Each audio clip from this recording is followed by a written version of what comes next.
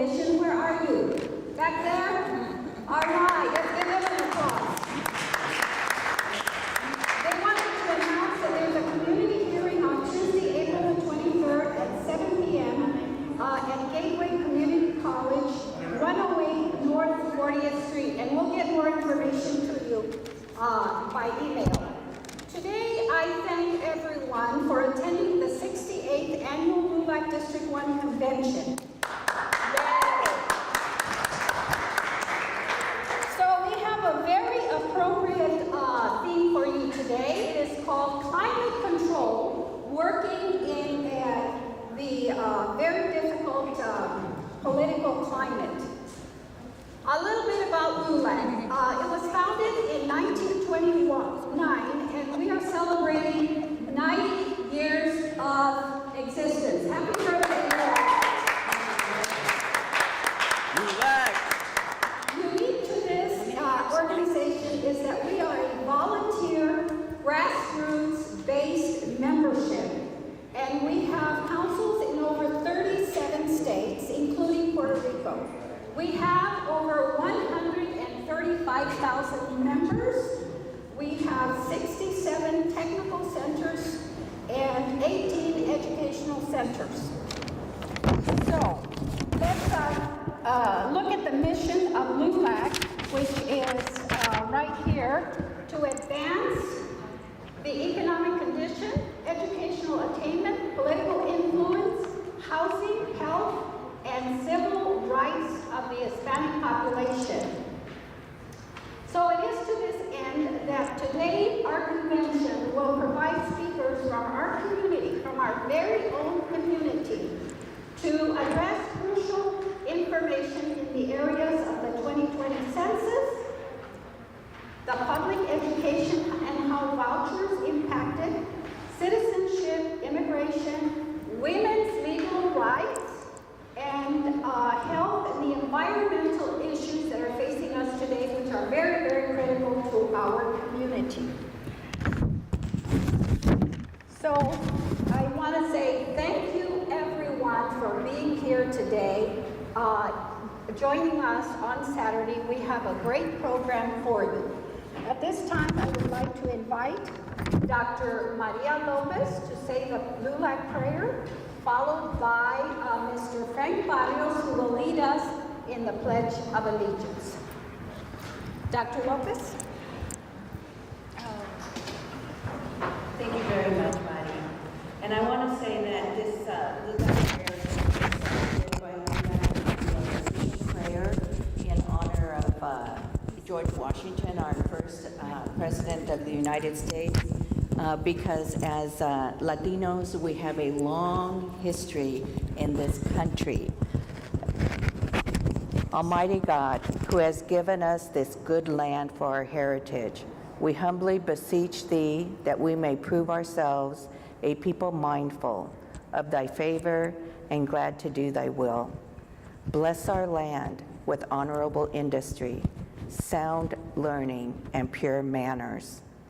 Save us from violence, discord, and confusion, from pride and arrogance, and from every evil way. Defend our liberties and fashion into one united people the multitudes brought hither, out of the many kindred and tongues. Imbue with the spirit of wisdom those to whom in thy name we entrust the authority of government, that there may be justice and peace at home, and that through obedience to thy law we may show forth thy praise among the nations of the earth. In the time of prosperity, fill our hearts with thankfulness, and in the day of trouble, suffer not our trust in thee to fail, all of which we ask through Jesus Christ our Lord. Amen. Amen. I pledge allegiance to the flag of the United States of America and to the republic for which it stands, one nation, under God, indivisible, with liberty and justice for all. Thank you, Dr. Maria Lopez, and thank you, Mr. Frank Barrios. And now I would like to introduce to you our MC for today, Miss Joanna Molina. Let's give her a round of applause.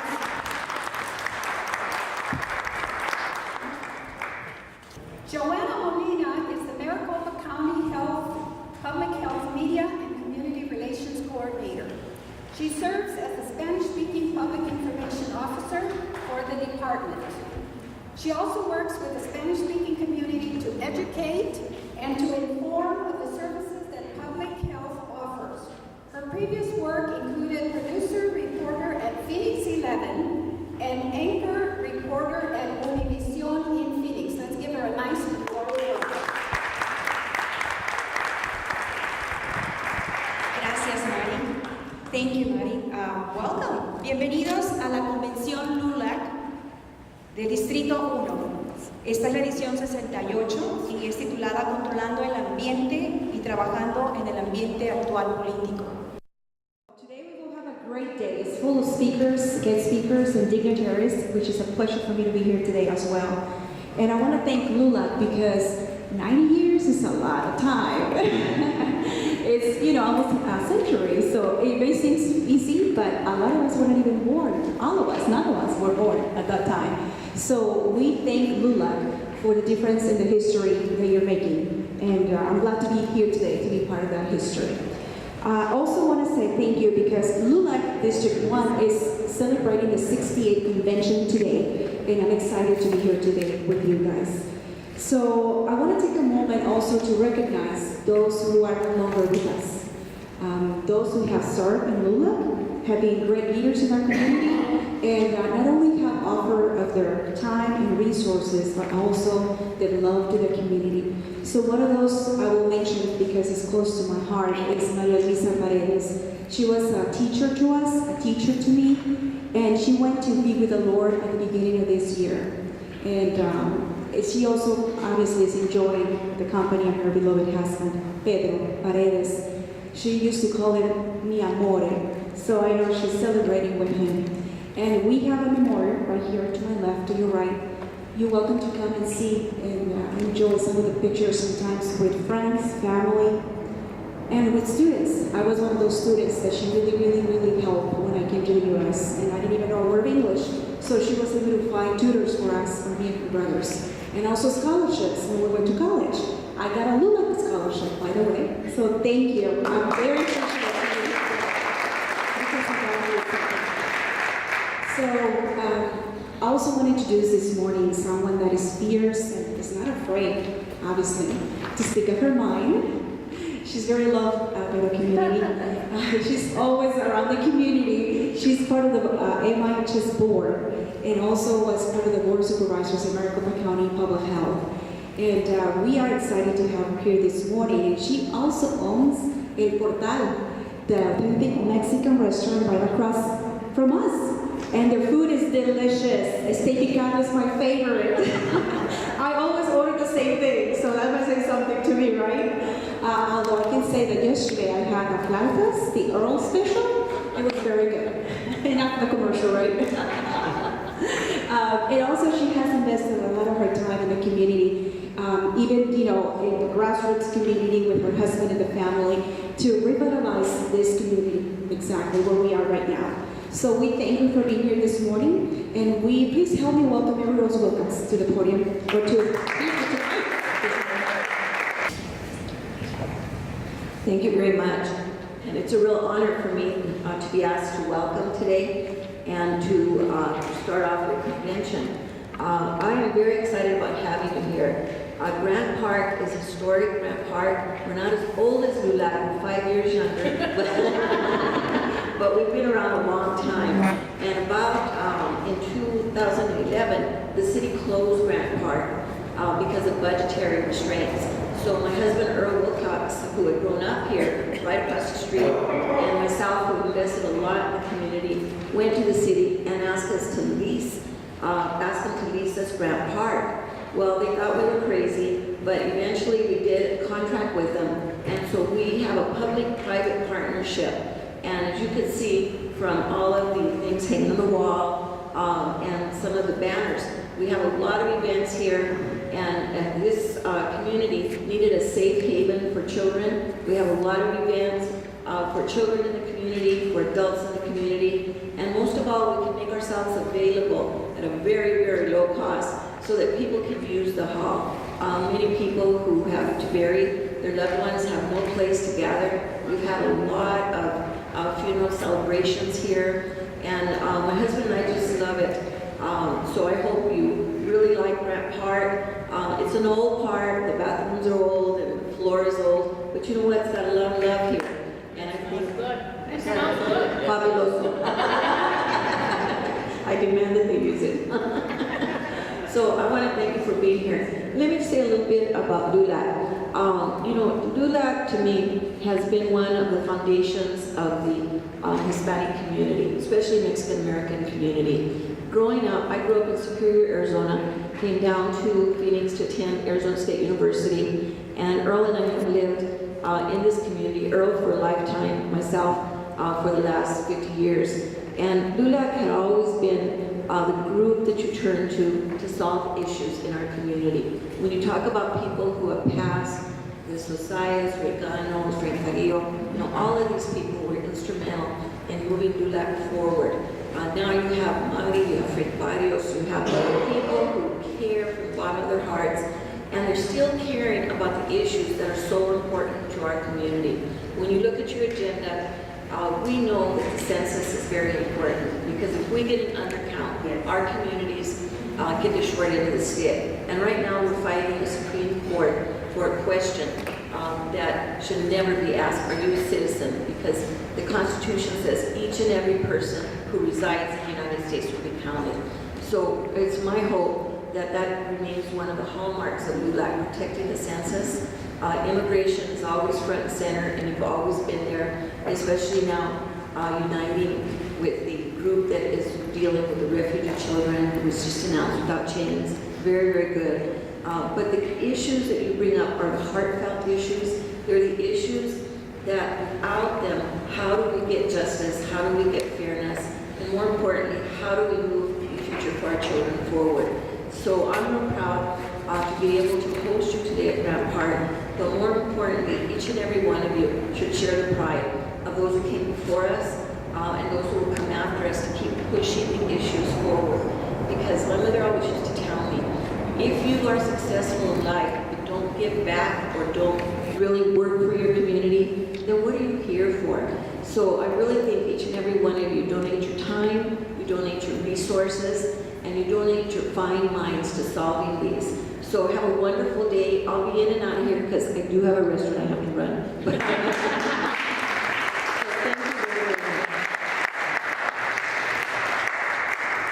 Thank you, Mary Rose. I also would like to mention that she was the first Latina elected to the Phoenix City Council, and also the Board of Supervisors. So that's something to celebrate. thank you. And I forgot to mention, you're going to have such a treat.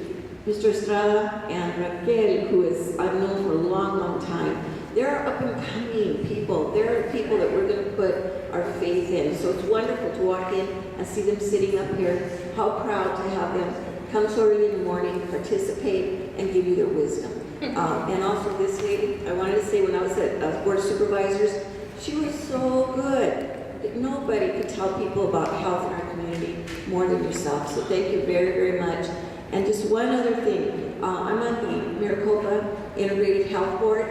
I got elected 2 years ago because I couldn't get out of politics. But what we did 2 weeks ago was tremendous. We bought Maryville Hospital, we renovated it, we opened emergency full-time. And we will have 4 floors of behavioral health services.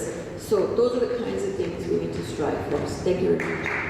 Thank you, thank you. I know there's a lot to celebrate in our community. Well, we always hear about the negative and the bad things that are happening, and that's usually what we hear in the news. But sometimes we have a lot of things to be thankful for, like, you know, things that she mentioned in Rose Rojas and things that LULAC is doing and our leaders in our community. So we do have a lot of things to be thankful for. So this is a great opportunity to celebrate today. So thank you, Mary Rose. And with that, I would like to introduce the Arizona State Director for LULAC, Richard Estrada, welcome. I know he's struggling and making his way here. Hi guys, thank you very much. My name is Richard Estrada. I'm the Arizona State Director. I've been in LULAC 28 years. I came into LULAC because my mother brought me into LULAC. She wanted to show me how to be the right type of man and do the right things and take care of my community. And as a young man, I was a young man. I didn't really want to get too involved with LULAC. I was busy doing it with my life. I was playing sports, I had my friends, I had school, and I didn't see the connection between me and me helping my community. Then life happens, right? You get out into the real world, you're done with high school, and you start to experience real life. And I started to experience the way that I was being treated by the community. And myself, I'm a native of the community. My family, my great-great-grandparents were born within 100 miles of where I live. So they were born in Mexico, I was born in Tucson. And so the realization for me growing up was that we weren't Americans. We weren't American enough. And if we were in Mexico, we weren't Mexican enough. So we had struggles. We had struggles of sociological struggles. We had struggles of economical struggles. We had struggles of behavioral health struggles. Because when you live that life, when you're living by the border, and you're traveling back and forth, you have family members who are not legal. And yet they live the life of the struggle of coming back and forth because that's the life they live. And living that, we grew up with behavioral health, thinking that this is the way that we should live. This is the way that we need to live, in the shadows, just getting by. I had something happen to me. I was treated poorly by a private entity. It opened my eyes. I actually had to go through the process. I had to talk to the Better Business Bureau. I had to talk to my state representatives. I had to talk to the Pima County prosecutor. All so that I could get respect, the respect that I deserve, because I'm a man just like everybody else. I'm a human just like everybody else. I deserve the same respect. And at that moment, and I remember I was 19, I said to myself that, you know what, I need to change. I need to do better for my people, and I need to be more responsible, and I need to be more active. So I decided to take full responsibility of being a better person and helping my community more, so I started being integrated into LULAC. I started being involved with my council, my local council in Tucson. From that point, I started getting involved with the state. I started getting involved with the entities that created LULAC, that have kept LULAC together, that have kept LULAC strong. And I'm talking entities like Frank Barrios over here. At a time in the 60s and 70s, when in Tucson, there were no centers for our people.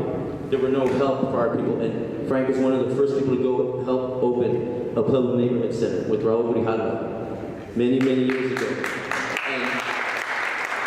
And that center provides so many services for so much of our community, of our Latino community. And Frank, I appreciate you so much for that. I know you're not in Tucson anymore, and I know a lot of people in Tucson don't know that, but you're the one who really helped create what is there right now for them, and so I really appreciate you. And so in this work with LULAC, in this work that what we do, we understand, and we are starting to realize that it is our turn. It is our turn to step out of the shadows. It is our turn to take our country back. Because America belongs to the people. America doesn't belong to an idea of what they think America belongs to. America is for the people, all humans. It says it in the Constitution. It says it in the Constitution. Don't let society twist your thoughts with politics and separate you from humanity. We are all human. We have 90% of all the same issues and all the same love and fears, and we have just 10% of differences, which is great, because that gives us our own character, our own entity. So, at this moment, I want to talk about a lady, Raquel. Raquel had to suffer and had to deal with civil rights issues when she won her position for office for District 20. That's right, round of applause for the strong Latina, Mexicana, who took the system on, took people on. I mean, you're talking in a point of time right now. We have social media that really, it is a big hindrance for behavioral health for people. And this woman, at the moment where they were trying to disgrace her, they were trying to make an identity of her that she was not and is not. And she stood strong. She stood her ground with class, honor, and dignity. And she came out on top. And so I'm proud to be here to introduce Raquel. I've known Raquel since she was at Pima Community College years ago. This woman has been helping kids and helping students and helping the community for many years. And so, thank you very much. As a national board member, as state director, and this is my last year as state director, I will be stepping down. I'm terming out, but I will be running for vice president of this league. And I have ganas and I have orgullo, and I'm going to change things. I am not going to let anybody treat our people or humans like this anymore. I don't have the time to not. So we're going to hit it hard, and with that, I am introducing and presenting a woman here in Phoenix who does that work for you guys and has been doing that work in the community for many years. Raquel Taran.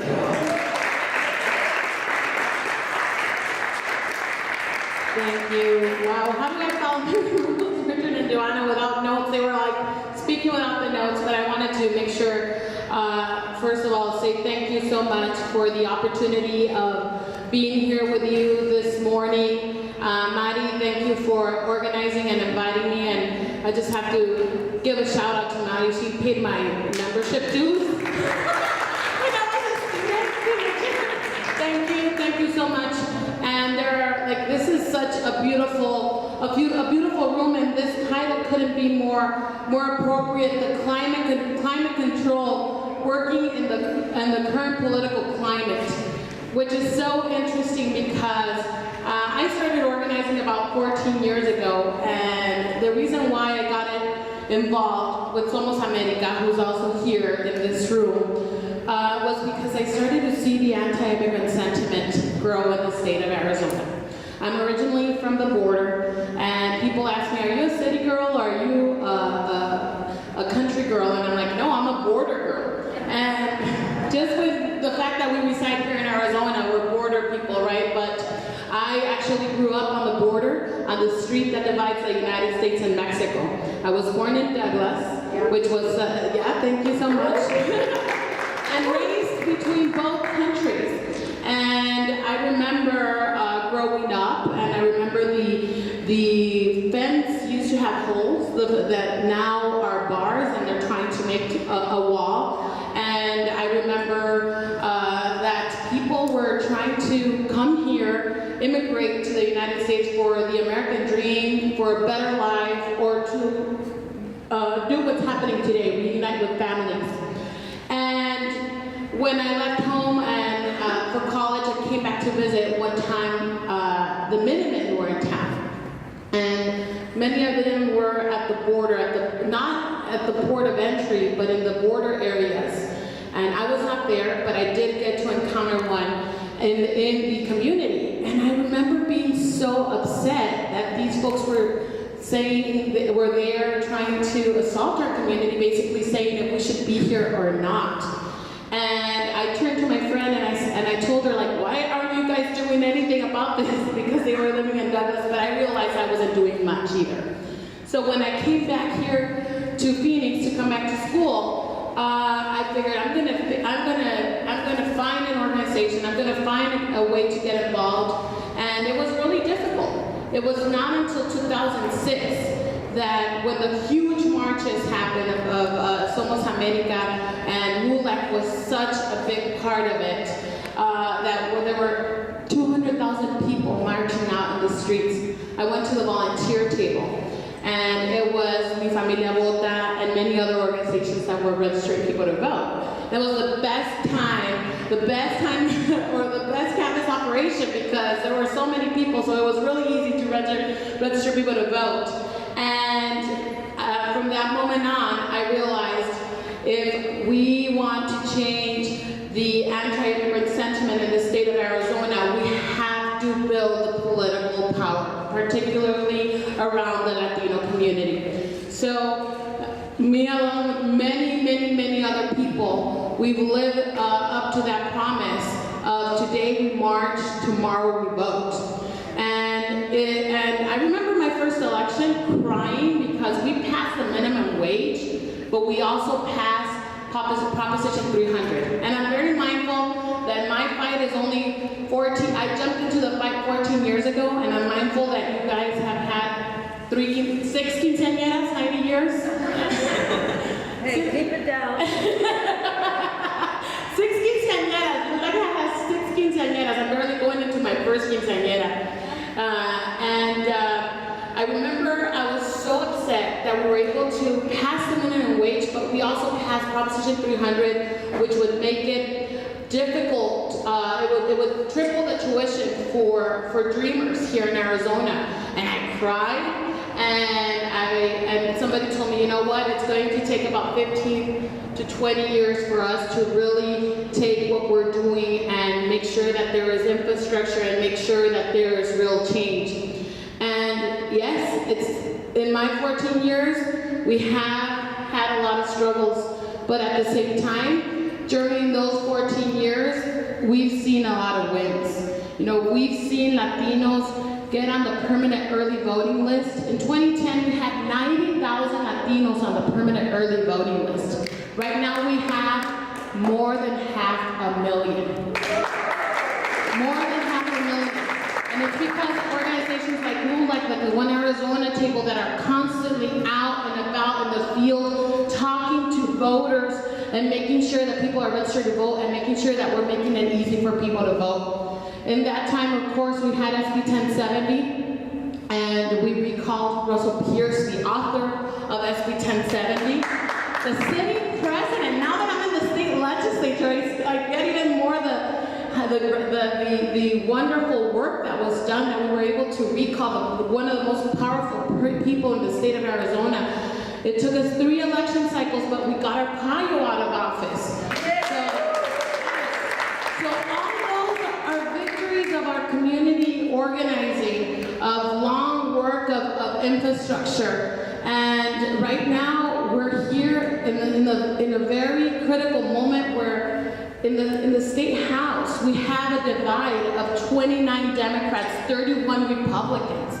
It's never, I mean, since 1966, we haven't had a divide. And I'm mindful that this is a nonpartisan organization, and this is not about yes on Republicans or yes on Democrat, but it's really about democracy, and it's really about figuring out how we come out with solutions together.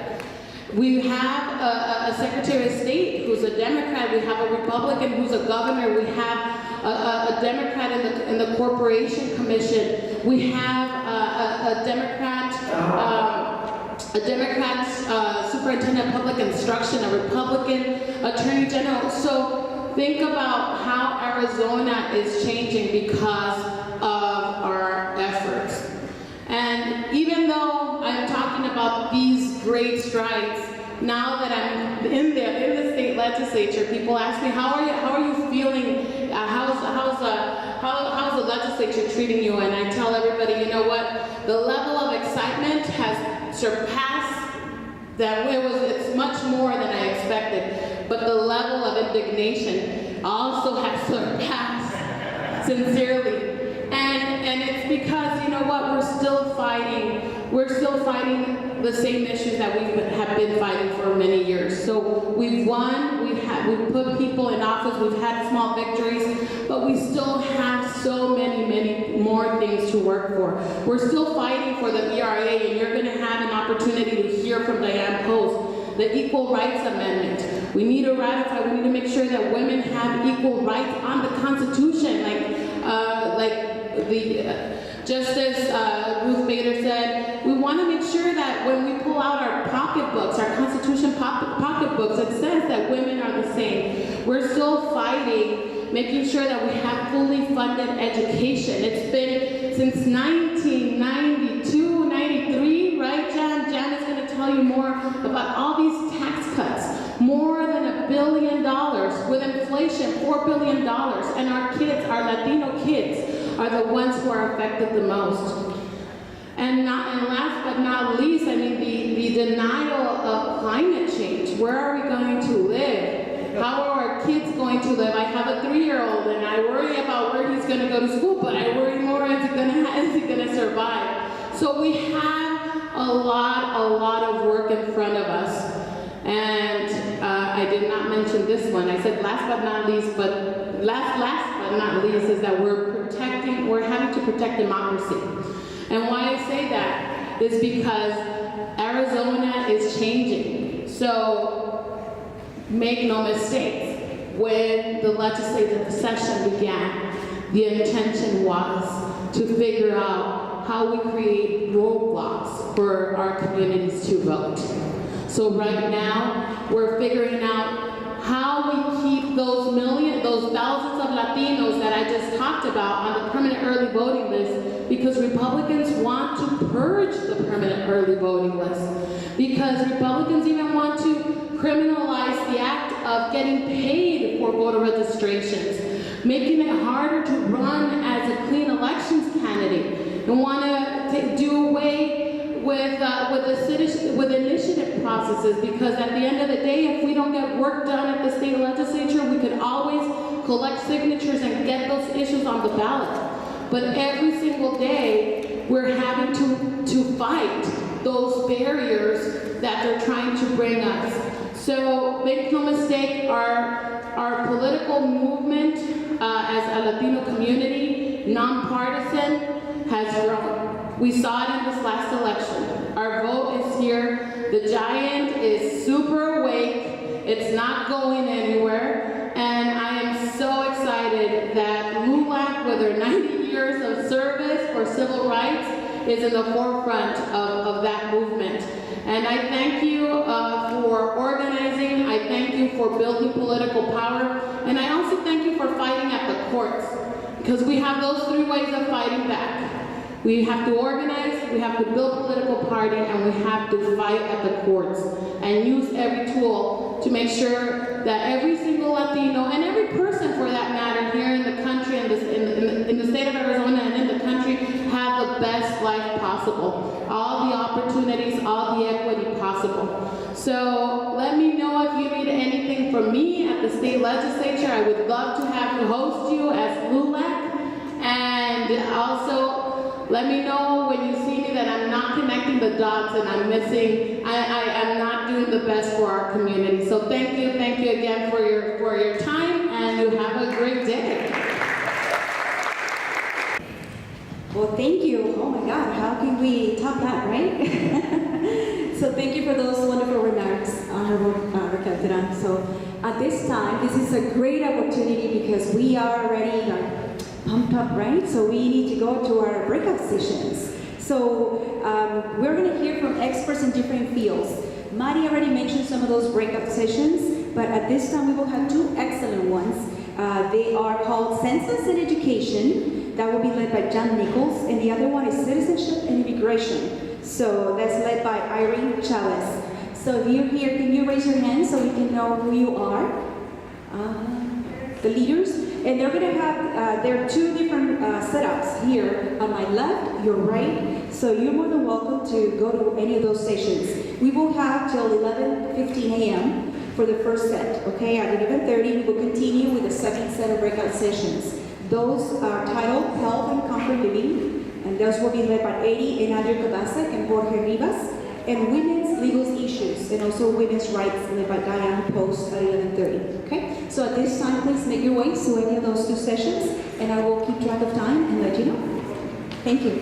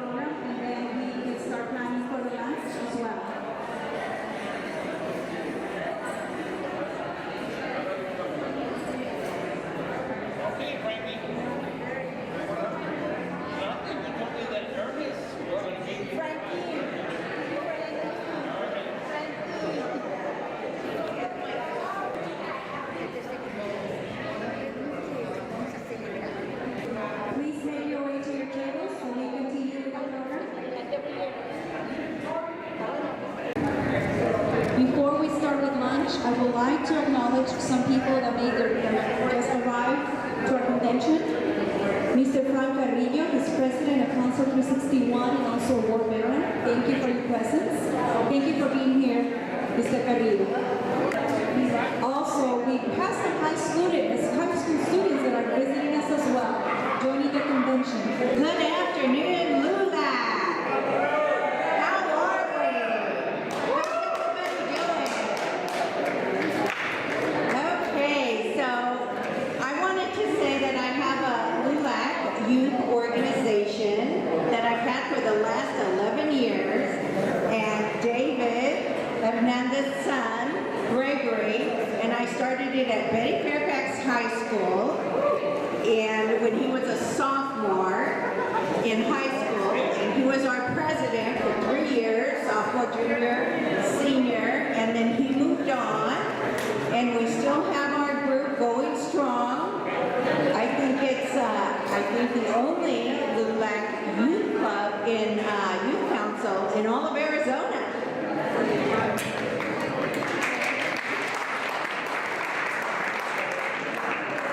But I work in Phoenix Union High School District, and in Phoenix Union High School District, all the other campuses have mecha groups.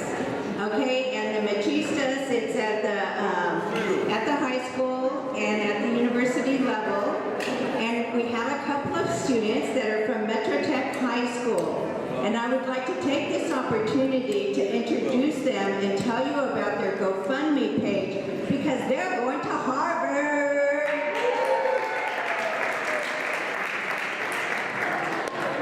And they have a web page, and they've already been accepted to go to Harvard for the summer program, and so I'm going to let them tell you about it, and then also introduce themselves. Okay, so hello, my name is Leslie Arianza, and I am one of the 6 students who have been accepted to a summer program at Harvard. Hello, my name is Brian Cepeda, and I'm also one of the 6 Metro Tech High School students who is accepted to a summer program at Harvard University. Thank you. Thank you. Thank you very much, our youth, our future. Okay, at this time I would like to also introduce Roy Bautista. He is a council member for 361, and he's going to commemorate Maria Lisa Paredes that we are honoring today, a LULAC past president and a member, and a love community member. So thank you. Please help me welcome Roy Bautista. Thank you very much. Here I am today to tell you a story, a similar story about Miss Maria Luisa Paredes. You see, over the last 90 years plus, LULAC has been in existence by leaders, by people that took action.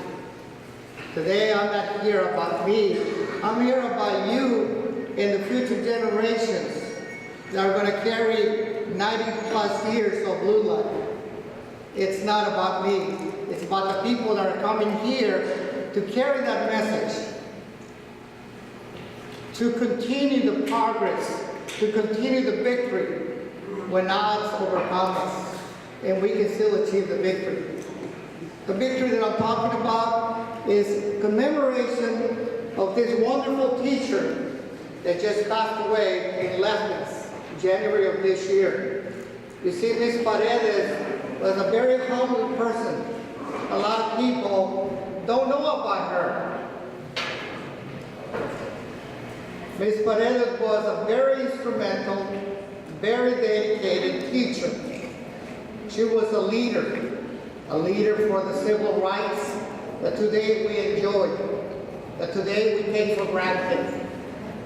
You see, what we have here and the byproduct that we are enjoying is because people like Maria Paredes, it is teachers like that that have made us who we are today. And the letters that follow us, whether you have a BA or a master's or a PhD, it is people like Maria Luisa Paredes. I used to work for a company called Intel in Chandler. They fabricate semiconductors, microprocessors. I was a senior engineer there, and she would ask me to come out and give talks and presentations for the kids to stimulate engineering, to get them to take mathematics, algebra, trigonometry, calculus, physics. And it was her that she promoted the reading and writing to stimulate kids' advancement. And to my right, we have one of her students who so gloriously learned and became what she is today. So I just wanted to say thank you to all the educators, to all the teachers, to all the principals that have contributed and served right along Maria Luisa Paredes. Feel free to come out and remember this wonderful teacher that dedicated her life for a lot of people that are here present. Thank you very much. Thank you so much. Thank you. And we're ready for lunch. I know that you guys are all waiting for it. When you have time, if you have time, we invite you to visit the memorial of Ms. Paredes. That we have here some pictures for you to remember her. And you're welcome to enjoy your lunch. In a little bit, we'll come back, and then we'll start our program during lunchtime because we have special guests coming up as well. And dignitaries that will join us in a little bit. Thank you.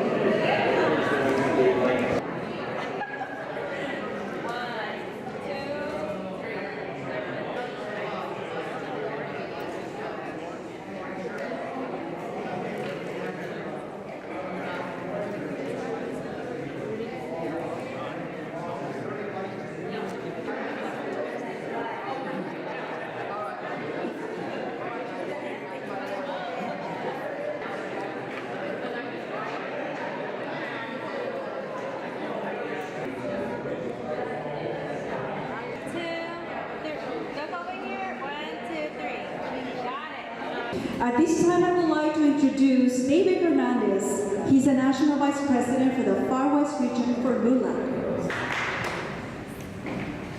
Thank you for that introduction, and also thank you, Mari Alvarado, District Director, and the host committee for holding such a great district convention so far. Let's give them a round of applause.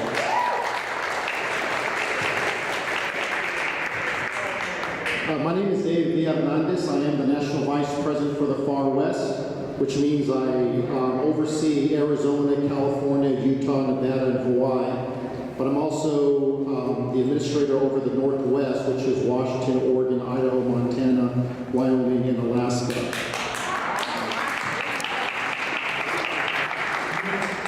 So needless to say, I do a lot of traveling, but I always enjoy coming back home with my family here, where I got my roots. I started in LULAC in 1989. I was 18 years old. I was a college student at Phoenix College. I was a NETCHA vice president at the time. And I was involved in the politics of the day of Proposition 106, if you remember that one. That was the English-only amendment. And I got really involved in that.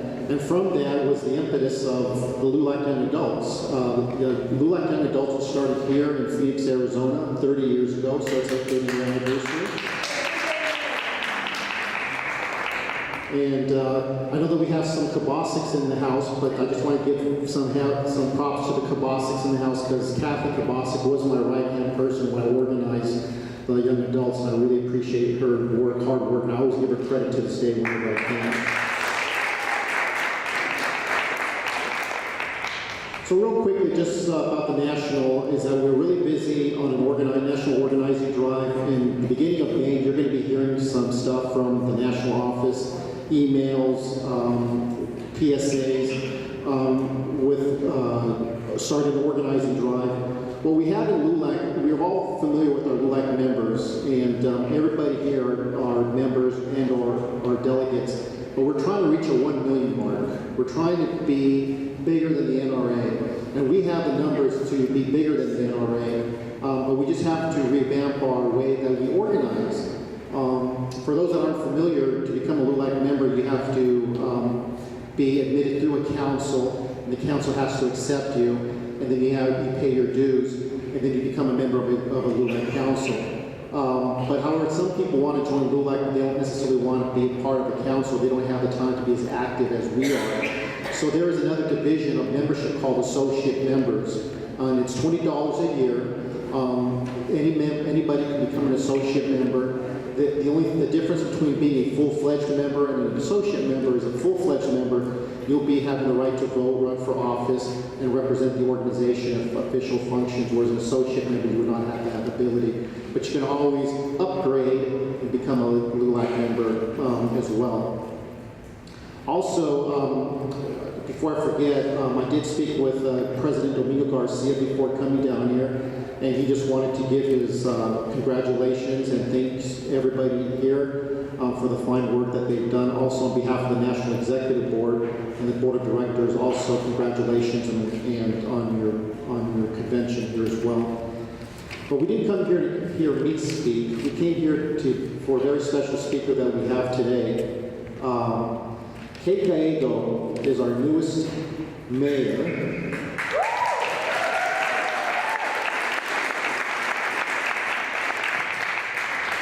She is very talented, very intelligent, very dynamic, and she comes from a very good stock as well, from New Mexico. And she also attended Harvard University, where she obtained her degrees there as well. And we are so lucky to have somebody so talented here in Phoenix, Arizona, willing to lead our city. I'm real anxious to hear about her plans on what she has for education and the role the city of Phoenix can play in education. So I'm hoping to hear something about that a little bit today. But without further ado, let's give a big round of applause to our Mayor of Phoenix, Gallego.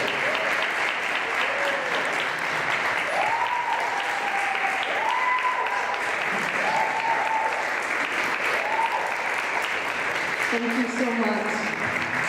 It is so good to be back. I had a wonderful time at last year's district meeting and at the national convention, and I'm so happy to be back. So as this organization celebrates 90 years, I've gotten 5 weeks as Phoenix Mayor. And it is fabulous to be back in Grant Park as well. This is where I began my campaign 20 months ago. And amazing friends, Mayor Rose Wilcox introduced me at that campaign kickoff. Frank was there, and so it is good to be back with you here today. It was, when I began the campaign, it was seen as long odds. The newspapers sort of wrote about why did she even bother running. All the billionaires were on the other side, and it wasn't looking good, but we were able to make it to the end. I am a very different big city mayor. Right now, among the 10 largest cities, I am the only woman and the youngest.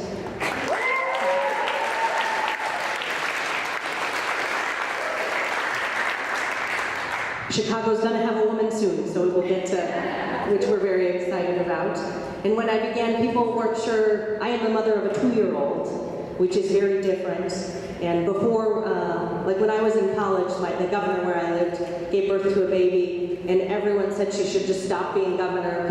Reporters would go out in the street and interview residents, and they would say, does the governor spend enough time with her children? Does she spend enough time on the business of the state? And at that time, she was pushed not to run again, and she didn't.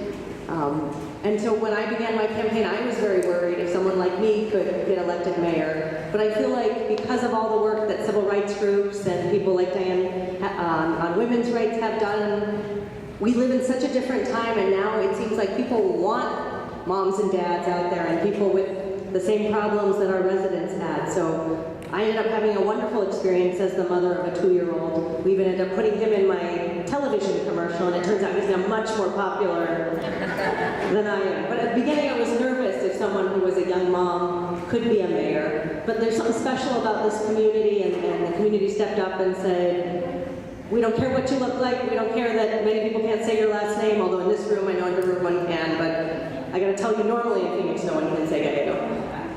People just wanted results. And I think that's wonderful about Phoenix and Arizona, and it's also a testament to the fact that so many people who fought for civil rights and for representation have succeeded. So it's also important to say thank you. And I have a lot of thank yous to say today. I am thrilled that you guys are helping us with the U.S. Census, which is so incredibly important.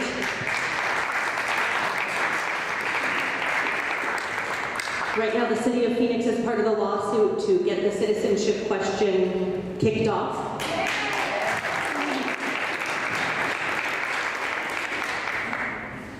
And we are going to need your help to make sure that everyone is counted.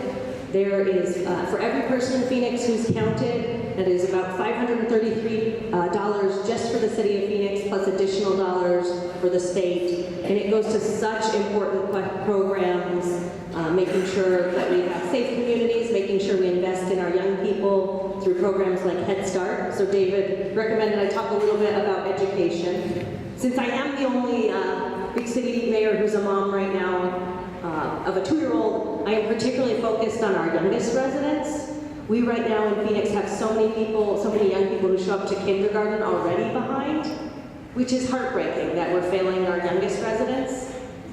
And so I want to work in that area, and one of my first big education initiatives with strong support from the City Council is to expand our Head Start and to have more full-day programs, which will be important so that when our kids get to kindergarten, they know how to hold a pencil, they know their colors and some letters, and can hit the ground running.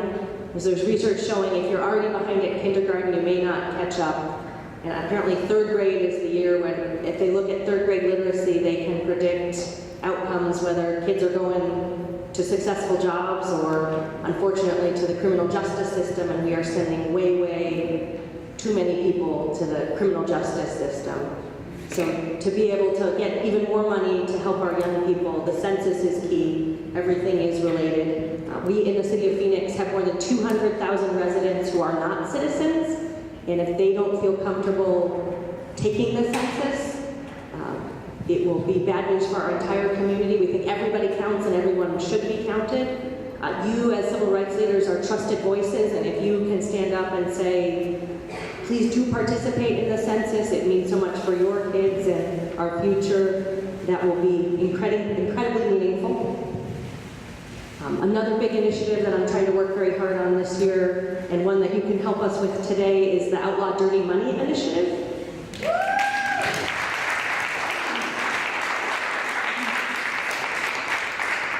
So working with a few people who are here and the voters of Phoenix, we were able to pass an initiative at the city level to outlaw dirty money. 87% of the voters said we want to get rid of dirty money, which is anonymous political spending in elections. I believe it's important to stand up and say who's paying for it and be accountable. Unfortunately, if you live in the city of Phoenix, you may have seen some pretty crazy dirty money expenditures against me. They sent out to Republicans mail saying that I'm Hillary Clinton, which I proudly voted for Hillary Clinton and not Donald Trump.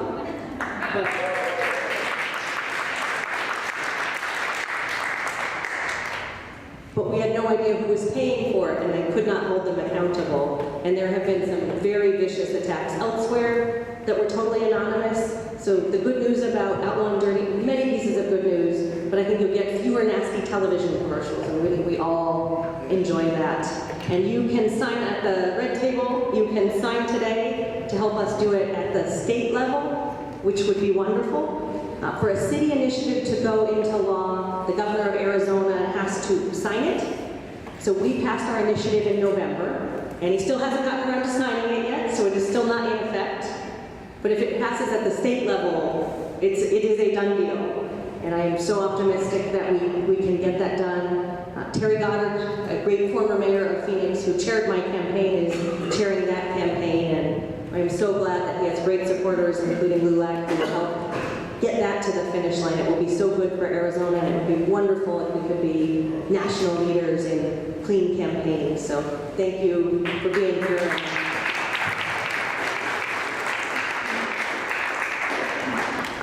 And that is on the ballot next year, but we have pretty much nonstop elections in the city of Phoenix this year. So in a month, there's 2 council seats that we will be filling, this district, which I used to represent, and a West Phoenix district. I know there's a lot of people visiting from other cities, but we would love your help in increasing turnout. They are both majority Latino districts, and many people are stunned to know we have an election next month. So anything you can do to spread awareness, that would be wonderful. Then we have another election in August. A council member who couldn't get things passed at the city level went and collected signatures to put 2 things on the ballot. So one of them would end expansion of our light rail system, and that would mean that the west side of Phoenix would not get that investment, and it would also not go south from downtown. So we'd love to have your help in raising awareness about that. It has, from my point of view, been a huge success. About 40% of the riders right now are students, and that means high school districts like Phoenix Union can spend more dollars in the classroom and supporting our teachers as opposed to having to pay for buses, which we need so desperately, more dollars in our classroom. Also really helpful to older adults, making sure they can age in place and get around in our community. AARP was a wonderful partner for us when we first passed the expansion of light rail. Phoenix was actually the first time they'd gotten involved anywhere in the country in a transportation campaign because they knew what a difference it would make for older adults being able to thrive and get around on their own. And people really value that independence, to not have to ask for help to get around the community. Some of you may know, shortly after I got elected to the city council, I had a seizure. And when you have a seizure in the state of Arizona, you lose your driver's license for 3 months. So I've been fine since then. You don't have to worry about the city of Phoenix. It's been many years and I've been good, but it was eye-opening for me. In so many parts of the city, it is really hard to get around if you don't have a car. I live on the south side of town, and light rail hasn't gone there yet, although it's planning to go there next. I loved when I was in the downtown area and could just get around on my own, and I was frustrated to have to ask for favors all the time for people to get me around. I mean, there's some days where it's just, like on the Super Bowl Sunday when there's the big golf tournament, forget about trying to get a taxi or some other vehicle to get you around. But the light rail and the transit system is always there.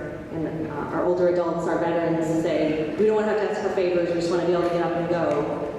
So I hope to be able to bring that opportunity to every part of our city, but we'll need to pass the ballot initiative, or we'll have to defeat the ballot initiative in August to be able to do that.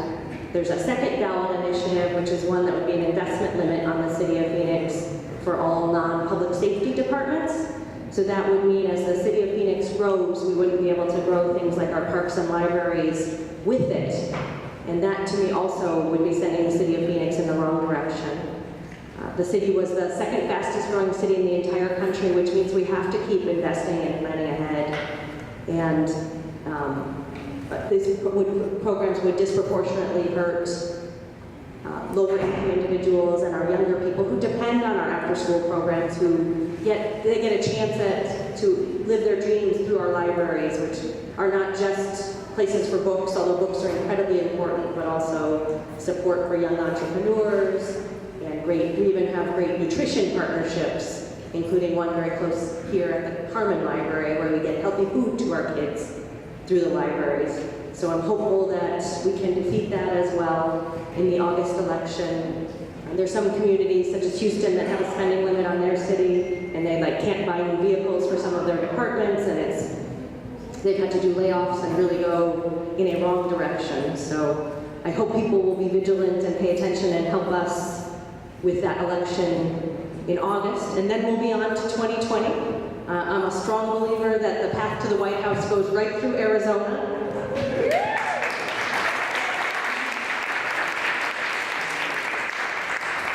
So it is not too early to be registering voters and getting them out to vote. There's research that shows if you vote in 3 elections in a row, you're a voter for life. And we've had a huge increase in voting in this community, especially driven by the Latino community. So would love to keep that momentum and make sure we get a civil rights president that LULAC would be very proud of out of the next election. I do hope we will be a battleground state and that we can have a lot of exciting attention on the issues we have in this community, and I know this organization will be at the forefront of that. So very exciting in that area. Another issue I wanted to touch on was housing. I was honored to be on the housing panel at the national convention from LULAC, which was wonderful. And by the way, thank you guys so much for bringing them to Phoenix. It was a big, big moment.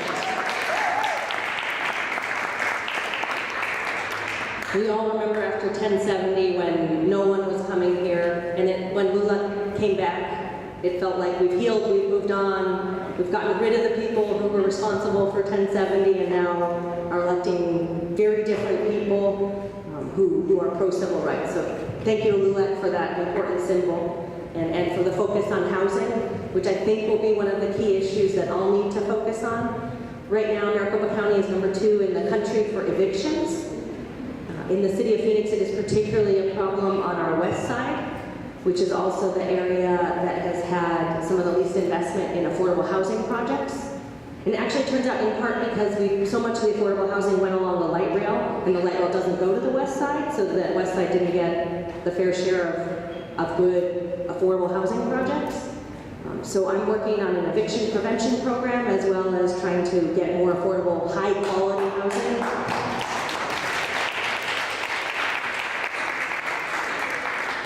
I want to say thank you to LULAC because I actually got an idea for the program from a fellow panelist while I was at the LULAC convention, so that just shows how this organization brings people together, and I want to say thank you for that. It is a huge challenge for Phoenix. While we are so high in evictions, we are also #1 in rent growth. So what was a less expensive apartment is getting more and more expensive. The city of Phoenix also owns a fair amount of vacant land, and I'm trying to see how can we get more and more affordable housing projects built on our city land so that people can live in every part of the city and have good, high quality housing. So lots of big challenges ahead, and we will definitely need your help, but I think the folks in this room are up for it. You have overcome so many challenges before, real leaders, and it has been fabulous to be at many of your district meetings, the national convention, and I hope that you'll have me back next year. Thank you. We thank you so much for her time because she made the time. She's only been in office for a month. So she made the time to be here today on a Saturday.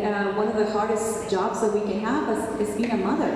How many of you are moms or dads, right? That's a 24/7. So we thank her for her time and flexibility. Thank you for joining us today.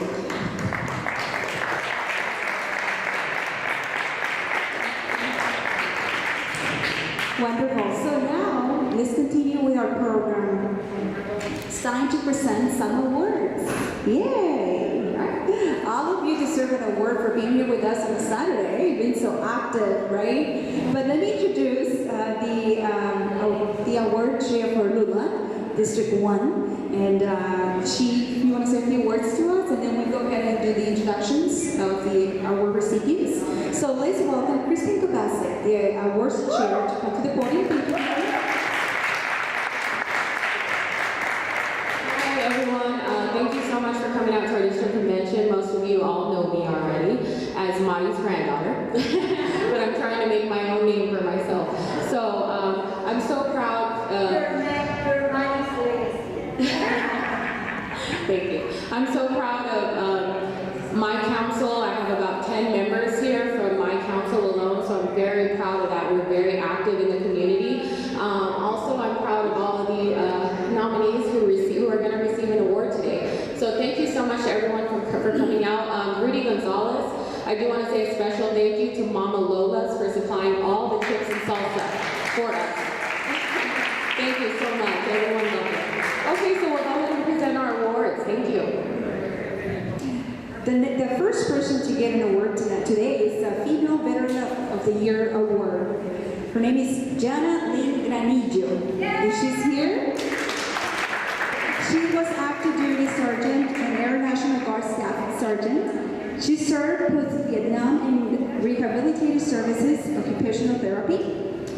And Air National Guard, she was a mobile raider during TAC 107 in Communications.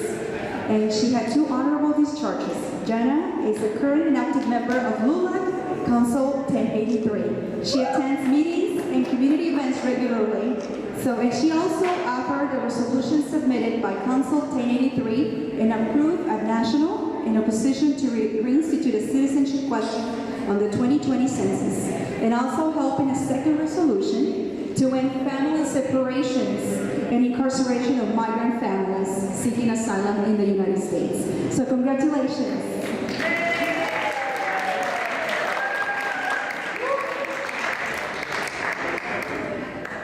Okay, the second award goes to Council of the That's for the Education Greater Phoenix Council number 1191. Dr. Lopez?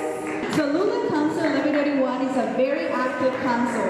It ensured that LULAC was visible on many platforms, including social media and numerous events in college and universities venues, as well as many community events. The leadership of Council 1181 participated in panels at ASU admissions downtown and panels at Estrella Mountain Community College. At the community level, they organized and offered face painting, raffle prizes, and other children's activities. At the District 1 convention, they presented a workshop on voter registration, and several members volunteered at a petition gathering signatures for Invest in Education. They attended the Women's Conference and also the National Convention. So please help me say thank you again. Okay, the next award goes for Men of the Year Award. That's Roberto Reveles. Yeah. Is he here? Oh, there he is. We thank him for his lifetime of service to the Latino community. He's a founder of Somos America, member of LULAC Council 1192. He coordinated the largest march in Phoenix when XB 1070 passed. In 2018, he co-authored a LULAC resolution preventing the separations of families. Congratulations, Mr. Reveles, Man of the Year.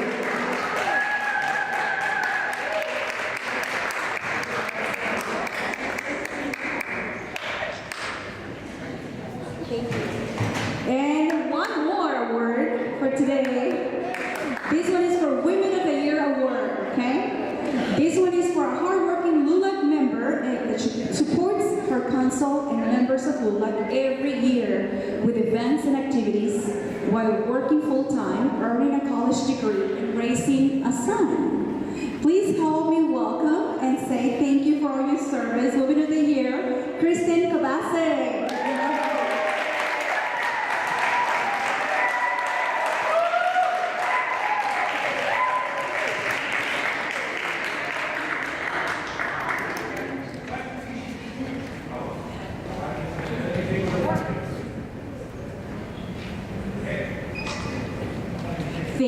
Thank you. Okay. Wow, what a day, right? I feel like we've done like a marathon already. So many things happening today, all good. You know, great information, great people, great panelists, great, presenters. It's been an amazing, amazing day. And it went by really, really fast. So we're almost done, but not there yet. So I want to call out Maria Alvarado for the elections and other business to take place at this time. You are more than welcome to remain and be part of the next session. I thank you for having me and enjoy the rest of your day. Muchas gracias. It's been a pleasure. Un placer haber estado con ustedes este día. Gracias. Again, thank you everyone for being here today to join us in this wonderful, wonderful convention, a celebration of 90 years of LULAC in existence. So this concludes the actual workshop convention part of the program, and you're welcome to stay for the business.